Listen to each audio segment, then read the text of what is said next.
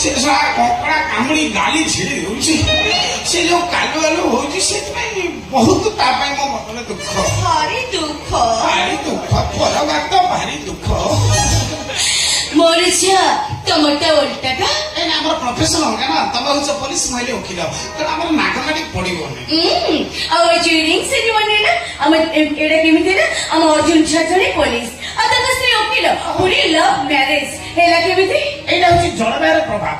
ଦେଖ ଆଜିକା ଡେଟ୍ରେ ଗୋଟେ କଥା ଲକ୍ଷ୍ୟ କରିଥିବ, ଜଳବାୟୁ ପ୍ରଭାବରେ ଅନେକ କିଛି ପରିବର୍ତ୍ତନ ହେଲାଣି। ଚାଷରେ ପରିବର୍ତ୍ତନ ହେଲାଣି, ଆପଣଙ୍କର ବହୁତ କଥା ପରିବର୍ତ୍ତନ ହେଲାଣି। ବିଶେଷ କରି ଆମେ ଚାଷ କଥା ଯଦି ଦେଖିବା, ଏଠିକି ଅମୃତଭଣ୍ଡା ଗଛ ତା ଦେହରେ ଏହୁ ନାକେ ଫଳୁଛି, ମାନେ ଅଙ୍ଗୁରୁ ନଟା ନଟେଇଥିବ ତା ଦେହରେ କିନ୍ତୁ କଖାରୁ ଫଳିବ, ମାନେ ବିଭିନ୍ନ ପ୍ରକାର ଆଉ କଖାରୁ ନଟାରେ କଣ ଫଳିଛି? କଖାରୁ ନଟାରେ ତ ପଇଡ ଫଳୁଛି କି କଣ? ସେଟା କେମିତି ସମ୍ଭବ ହଉଛି? ଜଳବାୟୁ ପ୍ରଭାବ ରହୁଛି, ତେଣୁ ଏ ବାହାଘରଟା ବି ସେମିତି କଥାଟା ଆଉ ଏ କଥାଟା ତମେ ବୁଝିବା ଦରକାର।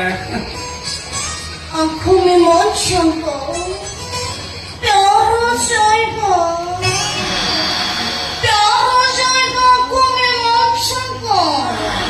प्यार हो जाएगा ना, प्यार ऑलरेडी हो जाइए। ମାନେ ସେଦିନ ଝିପି ଝିପି ବର୍ଷାରେ ତମ ସହିତ ଦେଖା ହେଲା, ସାପକୁ ଡରି ବାଡି ଫୋପାଡ଼ି ଦେଇ ତମେ ଯୋଉ ମୋଟରେ ଚଢିଗଲ, ସେଇଥିରେ ଗୋଟେ କରେଣ୍ଟ ପାସ୍ କରିଯାଇଛି। ଆଉ ଟିକେ ଚଢିଯିବି କି? ନା ନା ନା, ଅଲରେଡି ଚାର୍ଜ ହେଇଯାଇଛି, ମୁଁ ଚାର୍ଜ ହେଇଯାଇଛି। କେବଳ ସେଇଦିନଠୁ ତମକୁ ନେଇ ଅନେକ କଥା ମୁଁ ଭାବିଛି। ତମେ ଯଦି କିଛି ଖରାପ ନ ଭାବି ମୁଁ କହିବି। ମୁଁ ଖରାପ ଭାବେନି। ସେଇଦିନଠୁ ତମକୁ ମନେ ମନେ ମୁଁ ଲାଇକ୍ କରିଛି। ବିଶ୍ୱାସ କର, ମୁଁ ଜଣେ ପରିଶ୍ରମ ପିଲା। ତମେ ଯଦି ମତେ ଟିକେ ସାହାଯ୍ୟ କରନ୍ତ, ମୁଁ ପାଖାପାଖି ଗୋଟେ ରାତିରେ 7-8 ଲିଟର ସ୍ନେହ ଦିଅନ୍ତି, ମାନେ 5-6 ଲିଟର ପ୍ରେମ ଦିଅନ୍ତି। ଏଇ ଯୋଉ ସ୍ନେହ ଆଉ ପ୍ରେମର ପ୍ରଭାବରେ ଆମର ଗୋଟେ छोटा सा नन्हा सा लल्ला होगा, जिसका नाम हम रखेंगे गंगाराम।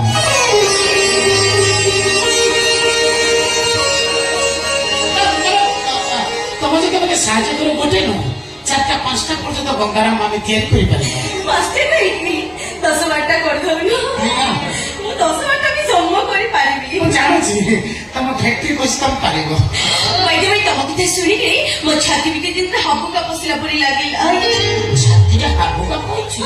କୋଉ ପଟେ, ବାଁ ପଟେ ନା ଡାହାଣ ପଟେ, କିଡନୀ ପଟେ ନା କରାଟା ପଟେ, କୋଉ ପଟେ ପଡେ? ମୋର ବଡି ପଟେ ପଶିଲା, ତମେ କେହି ଜାଣିବ? ଆମେ ପୁରା ଓକିଲ ହାତ ମାରି କହିଦବୁ କୋଉଠି ପଇଛି ପବନ। ଛାଡେ ସେ କଥା, ମତେ କି କହିଲେ ଆପଣ ଖାଇସାରିଲେଣି? ଆପଣ ଖାଇସାରିଲେଣି? ମାନେ ଏବେଠୁ ମୋ ଖାଇବା ପାଇଁ ଦାୟିତ୍ୱ ନାହିଁ। ନା କିଛି ଖାଇନାହିଁ, ଜଷ୍ଟ ଗୋଟେ ସଫଳ ଖାଇବି। ଖାଇଦିଏ।